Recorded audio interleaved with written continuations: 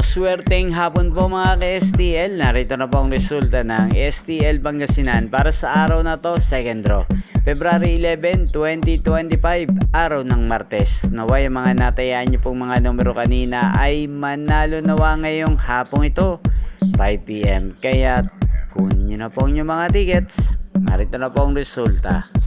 Ang mga numerong nanalo sa STL Pangasinan ngayong hapong ito, February 11, 2025, 5 PM, second draw result, 17 at 22 in exact order. Sa lahat po ng tumaya kanina sa STL Pangasinan para sa second draw ng 17 at 22, congrats po sa inyo, panalo po kayo. At ngayong hapong ito sa STL Pangasinan, atin pong i-shoutout si Ate Samantha ng Pangasinan na laging nanonood sa channel na to. Shoutout po sa inyo, Ate Samantha. Sana po ay manalo rin ang mga tinatayaan mong mga numero sa STL Pangasinan. At sa lahat po ng mga taga Pangasinan dyan na lagi din pong nanonood sa channel na to, especially sa aking mga subscribers na walang sawang nanonood sa channel to, shoutout po sa inyo. Inyo pong napanood ang resulta ng STL Pangasinan sa channel na to, Roderick Hernandez TV.